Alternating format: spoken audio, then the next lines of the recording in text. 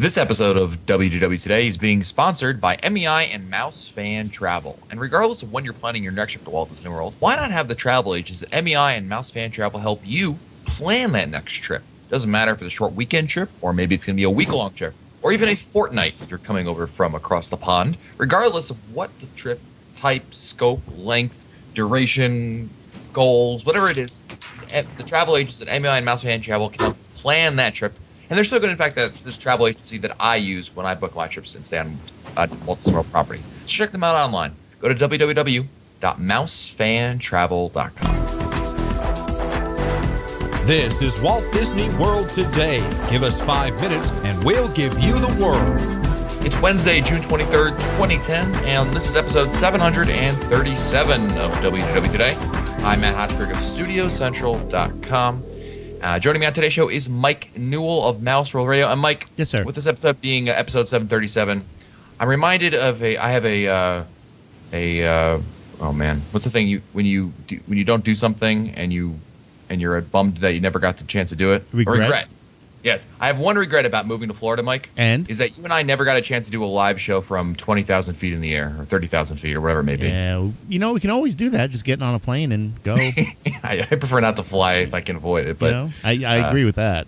We had one flight together to Walt Disney World, but that was in the era pre-internet on airplanes. That's right. We were lucky to have XM at that point, but, That's true. Times have improved, and someday... Also joining us on today's show is Mike Scopa, a senior feature writer and blogger for allears.net. Welcome, Mike. This is her fair domain. Snow White's Scary Adventures? Nope. Oh, wow. Yeah, I got nothing. It's from the original O Canada script. Wow. That's tough. I never would have gotten that. Mike, Me neither. That's like in baseball when you're expecting the fastball and you get the curveball there and your knees bend. Yeah, you're sitting on a fastball, and next thing you know, you're bending your back. Yeah, old Uncle Charlie. Anyway, it's Wednesday. We're answering your listener questions. And we're going to start with a question from Kevin Parrish of Dayton, North Carolina. He writes, I listened to episode 732 and didn't notice the echo after a while. There, don't, appear to be any, ill, effects whatsoever. Yeah. One method I've used to beat the heat at Walt Disney World is similar to Mike's suggestion, using the washcloth. Take a washcloth or bandana and walk by one of those open coolers with the ice and beverages in them. Oh. Grab a small handful of ice and wrap it in the cloth, put it on top of your head, and put on your hat. Okay, Not sure what the cast members will say, but what will they do? Tell you to put it back? I got issue with that because you're putting your dirty, stinky, sweaty hands in something that I'm going to buy water from. What about if it's those squeeze breeze things? You're not going to drink from that. You're just going to spray yourself. Doesn't matter. Yeah. Yeah. Hello. Hello. Is that the inappropriate chime? No, it's just nasty. No. I've been known to swipe a ice cube or two. So I have problems when anybody puts their hands into something that I'm going to be touching later on or drinking from. Oh, okay. Well, I guess I should put away this Mike Newell is the best mug I have right in front of me. No, keep that out. Okay. I've got mine. Everyone should have one. Next email is from Stan. The name on the email is Stan Lee. I don't think it's the same guy who runs Marvel Comics, but I love your work. That's right. You got to just find. You guys are doing great at Marvel, Stan. You just got one little problem, and that's you got some dead weight there in Marvel. Heliopolis. I wasn't gonna name any names, just initials CE. CE. This is Stan Lee from Williston, Tennessee. Stan Lee. Yeah, we're going down to Walt Disney World. At the last minute, we booked an all-star vacation home because the oil slick is headed to Pensacola Beach, where we had intended to go this summer. I was curious to know if the crowds will potentially be higher as a result of the Gulf oil spill. Thanks for the great show. That's an interesting question. It is indeed. That's a good question. Obviously, you changed your plans. I'm not sure it's going to mean the difference between, say it was predicting a 5 before the oil spill, now it'll be like a 7 or an 8 or something like that. Yeah. I think people, if you're going to go for a beach vacation, if your original intent was beach vacation, I think most people are still going to find a beach vacation. They'll just find a different beach to go to. That would be my 2 cents. Obviously, you went for Walt Disney World. Good, nothing wrong with that choice by any means.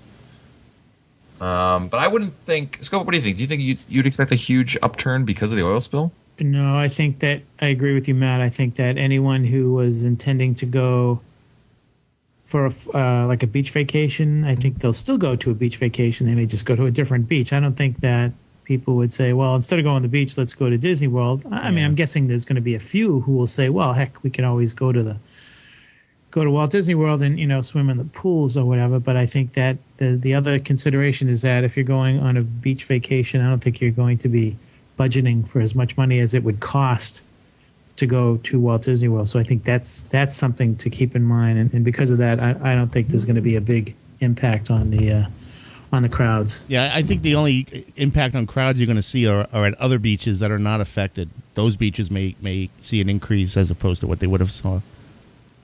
Especially on the ocean side, especially on the Atlantic end.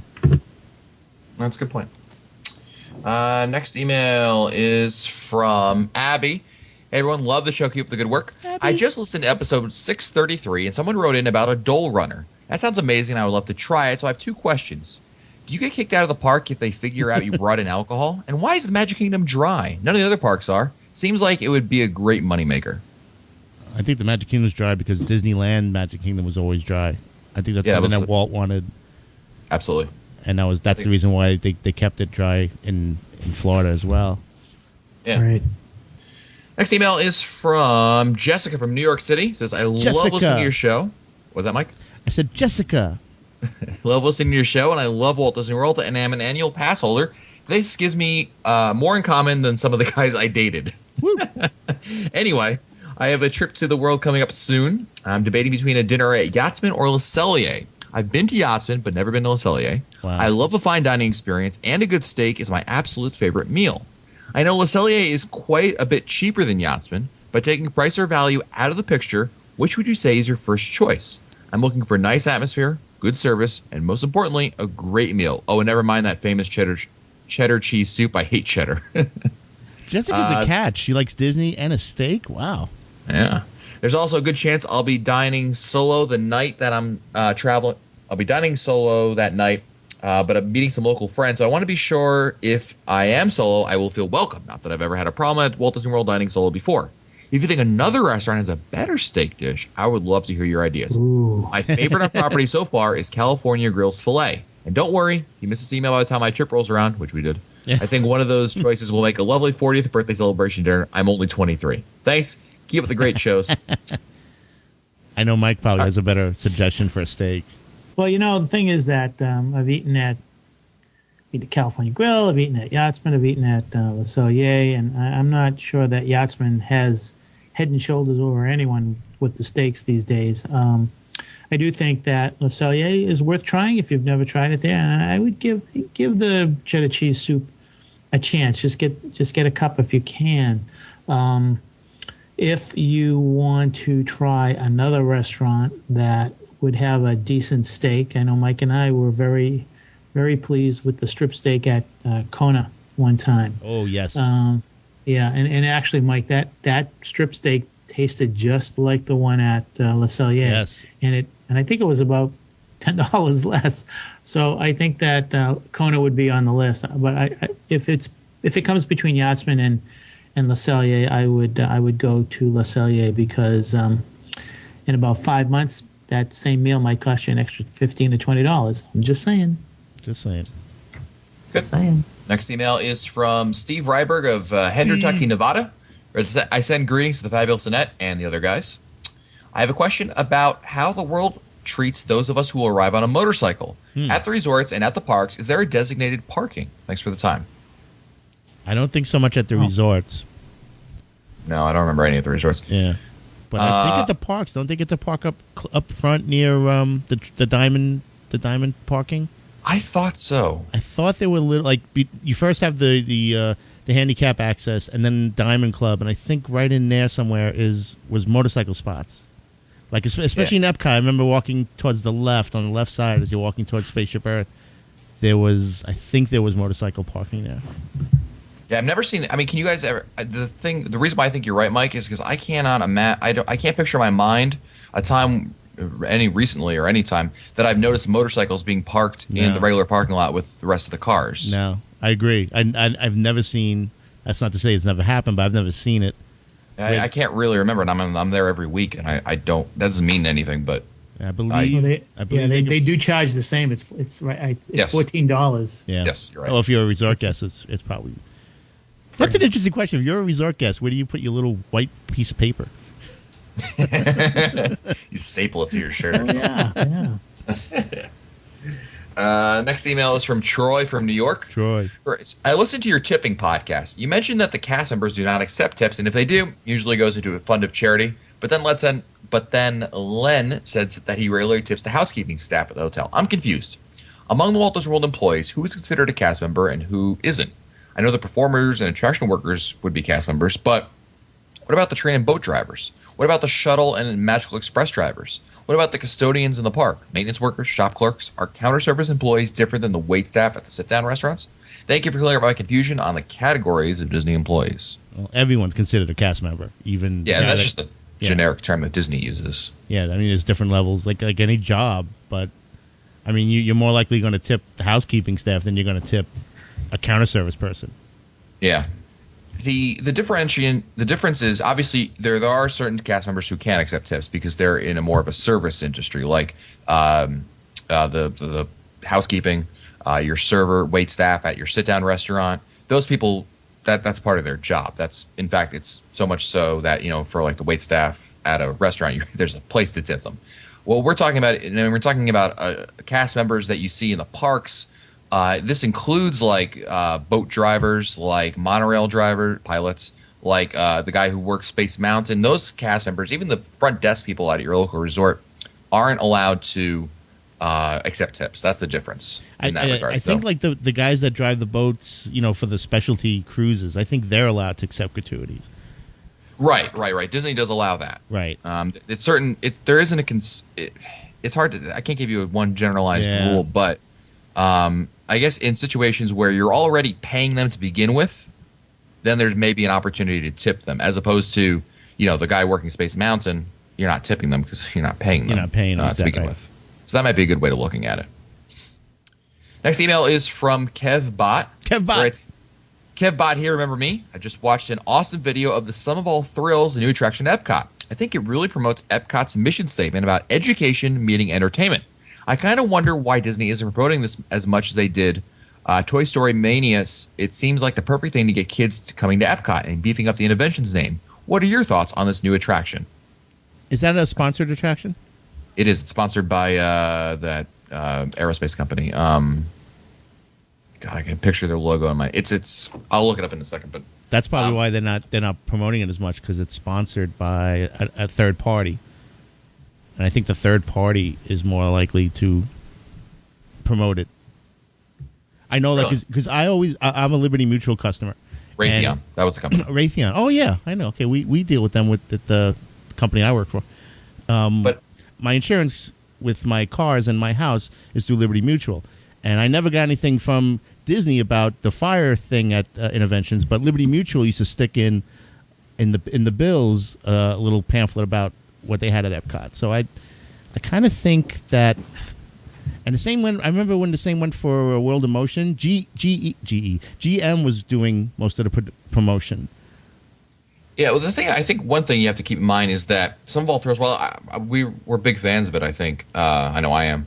That it's an exhibit in Interventions, and that's not quite the same. It's not on the same level as say an attraction that's got its own area, like Test Track, for instance, or Mission Space, or any of the attractions that have like their own. They're not part of Interventions; they're just their own attraction, so to speak. So I think that's one thing. I really do like it, though. I think it's a lot of fun, first and foremost. I do think it does teach you a lot about engineering, and certainly they encourage the guests to go to the website and discover more about engineering. And I think it's a very good spin, obviously, on a field that, not the most exciting field in the world. I mean, engineers are, it's obviously a great industry to be working in, but it's not exactly the most, the sexiest of industries out there. But, it makes it fun. It makes it, and like I said, somewhat educational. Obviously, you can't just have, a roller coaster that shoots, a mile high in the air straight up and then comes immediately down. You can't, the energy required to do that and the physics associated with that obviously doesn't work. And I agree with KevBot that it's an interesting way of, making it entertaining for the guests. Scopa, what do you think about the attraction? Well, what I think is the best aspect of Some of All Thrills is that it's a customizable attraction. You can design whatever you want for an experience, and it's an individual kind of a thing. It's a little bit like, you know, how you could make choices with Horizons. I like that. I like any kind of attraction that comes out that allows you, the guest, you the person who can control how you want certain things to be done. I think that's a huge thing in that. I mean, yeah, it's exciting and fun and all that, but I think the key is that the reason why it's fun is that you yourself can design how you want it to go, how high you want to go, how fast you want to go, and at the same time you're learning. It is still edutainment, but it's very, very, very, very customizable, which is what I like. Absolutely. Next email is from Brian Dancer, who writes, Matt, not only did you read my Scopa Towers t-shirt email on the show, I actually got to meet you under the train station at the Magic Kingdom back in October. I do remember that. We had driven through the night from Minneapolis, and I just arrived into town that morning. I was so awestruck that you were there and saying hello that I totally forgot to get a picture with you. I'm sure that I sounded like a babbling idiot. Well, rest assured, I spent the rest of our vacation lamenting that I did not spend more time and at least get a picture. Oh well, haha for me. Blowing my 1 in a million chance. Thanks so much for saying hi to me and my family in the Magic Kingdom. It was really, really a pleasure and very exciting to see you. I've got a picture with him, and it's really not a big deal. Thanks, Me Mike. too, actually. I had pictures taken with him, and I've been cutting them in half. And Yeah, I was- You know, Mike, I find Everything that the old fold is a good idea. Like, you could fold them out, and that's good. not really cut Yeah. the picture, but if you fold Matt out, it kind Now, of. Scopa prefers the old Stalin method. Just eliminate any reference to it in the picture, and I'll just Photoshop it out you as go. if he was never there. But actually, you know what's interesting is I was walking through the Magic Kingdom. I forgot where I was. I was going somewhere, and then I saw someone wearing a Scopa Tower shirt. And I walked up to the guy and said, "Nice shirt." And then it took him a second. He registered and said hi and everything. His family. He was No, you're Len Testa. So it was very nice meeting you, Brian, you and your family. So thank you very much. Next email is Brian. from Albert Perkins from Butler, Pennsylvania. Albert, I know Albert on Facebook. Right. I just wanted to give you a review of my recent trip to Walt Disney World. This was our honeymoon trip. My wife and I were at the resort back in October. Overall, we had an amazing time. I stuck with Len's touring plans pretty much for the entire park that we attended, and we had no long waits for the most part. We were at the park for 6 days, taking 1 day off and 1 day for SeaWorld. I had to on my wife's request, LOL.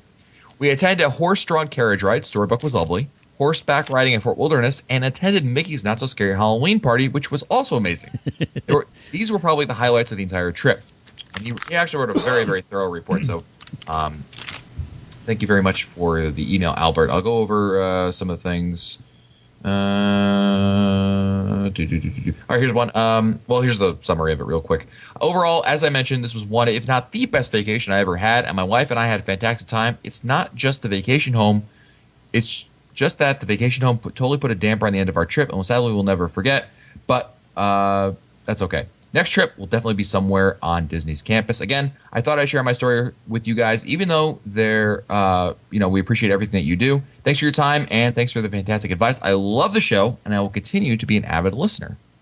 So thank you very much to Albert. Next email, he wrote a really long email. We don't have time for it, Albert, but did a very good job with it. I enjoyed reading it. Next email is from Dave from Scotland, Ontario, Canada. He writes, we're new listeners to your program and really enjoy listening to it. We'll be visiting Disney the first week of December, and we're planning on the dining plan for the first time.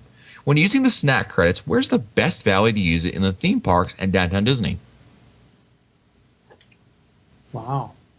It's a great question.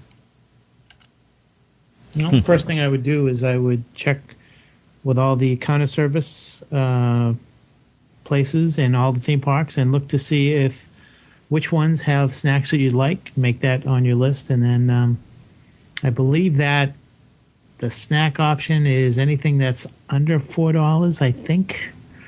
Don't quote me on that, but I think that was the last thing that I remember reading about it. So I would do that, and what's important is to get what you like, and not necessarily. I'm not going to buy something. I'm not going to get something just because I'm going to get a good value on it. I'm going to get something because I want it, like a Dole Whip or whatever. Right. Even though a Mickey bar might be a better value. So I would say, number one, check the places that have the snacks. Look for what you'd like and put that on your list. And I did. don't worry about the value. I was when I read the email, something quickly came into mind. I quickly found it on our friend AJ from the Disney Food Blog. Posted actually sending the 5 best uses for Disney Dining Plan snack credits. And number 1 is Epcot Food and Wine Festival booths. So if you're going in October, that's a good way of using it. Number 2, bakeries. Number 3, the classics, and she writes by classics things like Dole Whip in the Magic Kingdom, Zebra Domes at the Mara and Animal Kingdom Lodge, Kakigori in Epcot, beignets at Port Orleans French Quarter, and caramel and candy apples, popcorn, churros, and of course fudge. The other option she had was Sunshine Seasons and other great counter service spots. And the last one was the chocolate chip cookie sandwich. That's one at the Magic Kingdom. You can get at Sleepy Hollow and the Main Street Bakery. Have you guys had that? I had that at Touring Plans meet. Yeah, I've had awesome. that. That melts really fast in the summertime. Yes, it does. Yeah, it's very, especially this week. It must be real icky. You actually drink it this week. Yeah. Yeah. It goes by fast, but it's really, really good. And it's huge, so a great way to using that for the snack credit. Next email's from Brett in New Hampshire. Cousin Mickey doesn't talk about on the boards, and of course, the cousin Mickey doesn't talk about.blogspot.com. Writes, missed the live show, but I had pneumonia. But here's the question I was going to ask. That's no excuse. Yeah, that's right. I've had pneumonia and I've produced a live shows. What is ESPN The Weekend, and how does it affect crowds at Hollywood Studios? The TouringPlans.com crowd calendar this past year had it as has the Friday begins listed as a neutral day, not recommended, not listed as the park to avoid. If I was planning to go to Hollywood Studios, will I regret it during ESPN The Weekend? Well, ESPN The Weekend is a weekend of events at Hollywood Studios that celebrates sporting event, mostly the 4 major sports with a few other sports thrown in there, with an ESPN flavor to it, if you can put it that way. Yeah, so I think it's really great. If you enjoy sports and you enjoy ESPN programming, you will love ESPN The Weekend, I really think. Some people do not like ESPN for one reason or another, and then I wouldn't say you would enjoy it as much. It's just simply because there is definitely the ESPN touch to pretty much everything in there that's going on. Now, Mike Scopa, you experienced ESPN The Weekend for the first time this year. I've done it a couple of different years, and I enjoyed it. What were your thoughts on it? Well, it was pretty interesting, and one thing for sure, I did notice a significant increase in the crowd level at the studios that weekend. The thing that everyone should know is that when you go behind where Tara Tara is and Rock and Roller Coaster, they open up that area, and there's all kinds of activities down there where you can play tennis, you can see how fast you can throw a baseball, you can shoot baskets, you can do a whole bunch of things, and that's where most of the crowd will congregate. There are also shows in front of, I believe, in front of the Hat. I believe that World of Sports will have like Mike and Mike in the morning and a few other things. I enjoyed it, Matt. I don't know if I'd go every year. I think it's one of those things where, just like almost every other special event that happens during the course of the year at Walt Disney World, I think it's good for someone to try it just at least once, especially a young family that's sports minded. I think they would really enjoy it. I got a kick out of meeting and talking with with some of the celebrities there. It's interesting to see them up close and personal. Absolutely. Next email is from Thomas McCarthy. He writes, on the podcast, you had a question from a Canadian asking about various things regarding what Canadians can and cannot do in regards to Walt Disney World stays and bookings. As far as online checking goes, yes, we can use it, but only from the U.S. site. As for resort airline check-in, we can't use it as we are an international destination. However, if you are flying to a U.S. city and not changing planes to cross the border, you can use it as long as you are on a participating airline. This is actually a tactic for our Canadian listeners that I know that Fred Hazelton, the master statistician for TouringPlans.com, uses. He lives in Ottawa, Canada, or in the surrounding area thereabouts. Right. And he drives to Syracuse, New York, and takes flights out of there because the price for the flight is generally cheaper for him to do that. So if you're Canadian, perhaps that's a tactic you might want to look into for your next trip. Driving across the border. Obviously, the flights are a lot easier with difficulties with customs and all that other junk. And, of course, you can take advantage of online check-in and all that fun stuff. Magical Express, as Thomas is mentioning here. Thomas also adds, also, you talked about the Canadian Pavilion at Epcot.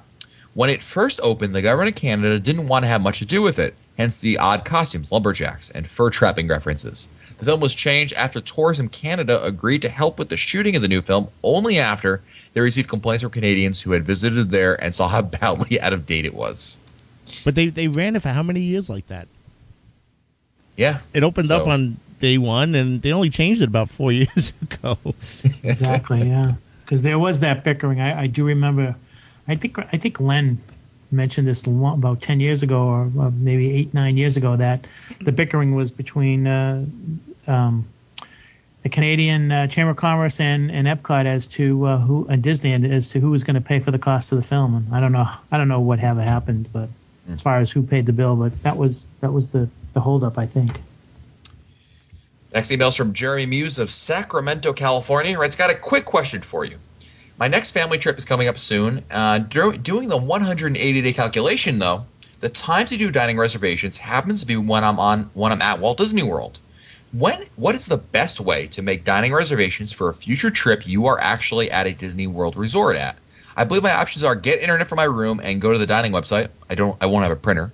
Making a phone call, or going to concierge. Does All Star Music have a concierge? Let me know if you guys have any more options and which option is the best. I would do the concierge. Absolutely. Yep. Number one. And I think All Stars does have a concierge. On the other side, it's behind where the normal check-in line is. Yes, they do have one. Every resort has a concierge area over there, and they'll be more than happy to do that. Yeah. Of course, your other option, I'm just throwing it out there, being full disclosure, obviously this show is sponsored by MEI and Mouse Fan Travel, but a travel agent can do all that for you. You can tell them ahead of time, I want this resort, this restaurant, this time, and these are my backups, and they can do it for you. And this is any Disney travel agent for that matter. But certainly that way you don't have to take any time away from your vacation. And that's just another option, and it's something to float out there. If you prefer to do it yourself, you can go to the concierge. I would probably do that. The internet thing obviously is going to cost you more money. Yeah, it's going to be $10 just to get on the thing. Exactly. The phone call is just you're going to take time to do it. I don't know. It's not the ideal option. I think concierge or. And then concierge will be able to print out your confirmations right there, so you have it all. Great point. All right, I think it's time for our last question of the day, and that means I'll ask Mr. Newell. I'll give Mr. Newell 3 options to choose from. 1 email gets read today. The other 2 go back into the email queue to be answered later. Are you ready, Mike? I was enjoying answering the regular questions, but yeah, okay. Okay, sorry. Your options are when magical moments attack, get out of the pool, Mike Scopa's greatest hits. What's your option, Mike? I'd like to know when the magic attacks. Magic attacks, all right. Magic attacks. It sounds like a show we've done already, but I'd be interested to see. Last email today is from Rachel Anthony, who writes, I could have also titled this email, No Really, How Do You Keep Cool in the Animal Kingdom? Writes, hello, everyone. At the end of May, I had the pleasure of taking my mother for her first trip to the world for her 64th birthday. I really enjoyed being the veteran park goer and acting as a tour guide. We had a great time together, and she really enjoyed the attention she got from wearing the first visit pin. Nice. At Animal Kingdom, I doubt you were there. It was May 22nd, but if you were, you'll see the date is relevant. It was extremely hot. I decided a full hour before the Jungle Jammin' Parade that we were going to find a nice shady spot at the beginning of the parade where we could sit down. Since other times I've seen the parade, I've never managed to be able to sit, and more than once I've been in the full-out sun. And as you know, the parade is not good enough to justify that kind of suffering. I was determined not to repeat it or make my mother experience it. So there appeared to be the perfect spot right across the line from the bakery in the African village. There was a cast member standing there, and I asked him if it was a good spot to stand. He said the spot was perfect and started chatting with us. After a minute or two, he said, do you want to make the parade experience even more perfect? And invited us to ride in the parade. We took him up on it, and he told us where and when to meet him. When we got to the area, we saw several other families. Although I'm not sure which category my mother and I filled, we could see the obvious stereotypes in the groups, which was pretty awesome.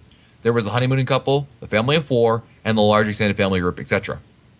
We got to go backstage and put on our personal items in the lockers, and were issued vests and extremely classy safari hats with Mickey ears. The only personal item we were allowed to take with us was our cameras. No water. See where I might be heading with this? They explained that what we needed to do, smile, wave, look for the PhotoPass photographers, repeat, and we all loaded into the various floats. Ours was the one with the big blue alligator rickshaw. For 45 minutes, we circled the park, smiling and waving, and in my case, taking pictures of the people taking pictures of me. It was exhausting. Dehydration is no joking matter. And with the heat so high and the sun so strong, it hit hard and fast. By the time we unloaded from the floats backstage, I was bright red and had a pounding headache, and I thought I was going to faint. They had a cooler of water for us, but it took us a while to even feel semi-human, and I really didn't enjoy my last hour or so in the park due to the surprising lack of shade and the fact we had already gone to all the shows, where you could sit down in relative coolness for a while, like Nemo, Lion King, Flights of Wonder. Instead, we went through the Pangani Forest Exploration Trail, where we saw the gorillas engaging in non-child-friendly behavior. Wow. And fulfilled my mother's weird urge to ride the Triceratops spin, neither of which made us feel any cooler. Anyway, how do you keep from getting heat stroke, or are there cast members dropping like flies every day? As always, love the show. Keep up the good work. This is an interesting question. One thing that I do, and certainly being in this time of year, especially, Rachel, it's very, very warm in Disney World. This summer, 2010, is the revenge of summer, because last year in 2009 it wasn't so bad, but this year, whew, man, it's like African summers here. One thing I like to do is start drinking before you get thirsty. Go to one of the counter service restaurants, ask them for a free cup of ice water. They'll gladly give it to you. They'll give you as many as you want, 8, 10, whatever.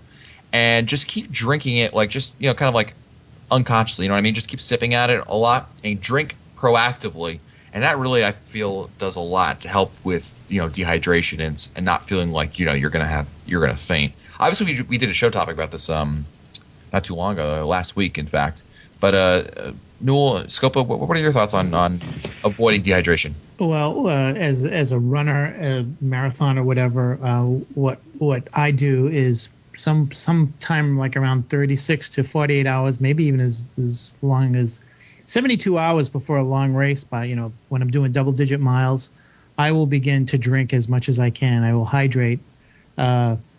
Like if I'm running on a Saturday, Wednesday night, I start hydrating and I drink all day as much as I can. I drink as much water as I can, get my system as hydrated as I can. It's sort of preventative maintenance.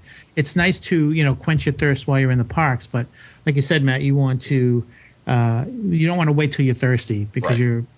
you're running into a problem. So I think that constantly drinking when you go back to your hotel at night, your hotel room, drink a bottle of water before you go to bed. When you get up in the morning, drink as much. Every meal, try to drink at least 2 or 3 glasses of water. Now, one of the things you have to be careful of is the unsweetened iced tea. It's a diuretic. It'll make you, it actually will probably take fluid away from your system. So you have to avoid that. Always go with something that's got electrolytes in it or just plain water. So constantly hydrate well before you get into the parks. Great point. Well, that's going to do it for us today. Don't forget that this episode of WDW Today is being sponsored by MEI and Mouse Fan Travel. And hey, if you're attending Reunion or you're thinking about attending Reunion 2010, which is happening December 1st through 5th, 2010, why not book with MEI and Mouse Fan Travel? And I'm going to give you a good reason. I know we've talked about many times they can book your dining reservations for you. They can save you some money. They can do all the stuff for you. But you know what? What? Let's be honest. Let's put it in a way that you're going to get something from them just by booking at no additional cost. Like what? If you book with MEI, like what? Thank you, Mike. It's funny you should ask, because if you book through MEI and Mouse Fan Travel for Reunion, you're going to get free admission for 2 guests to the Client Appreciation Signature event. What? It hasn't been announced yet, details, but you're going to get free admission to that. And in years past, that's included fireworks, dessert parties. It's included other special things. What? It's the same cost. Wow. As if you booked it by yourself. So if you're coming to Reunion or you're thinking about it, AJ, then be sure to book with MEI and Mouse Fan Travel. Check them out for all your travel deals at mousefantravel.com. And don't forget, this Sunday, in fact, is our next live show, June 27th, 8 o'clock p.m. Eastern Time. It's going to be live on Mouse World Radio. Just go to wdwtoday.com for all the details. Sunday, 8 o'clock p.m. Eastern Time. I think you just knocked Scopa over. I just heard a thud. Totally blown away by that. I can't believe it. Wow. Well, that'll do it for us today. If you want to find our older episodes, read our show notes, or send us your comments, visit the WDW Today website at wdwtoday.com. For Len Testa, Mike Scopa, Mike Newell, and sometimes the fabulous Annette Owens, I'm Matt Hochberg. We'll see you on the next show. Stupid Judy, stupid energy. This has been a production of Mouse World Radio.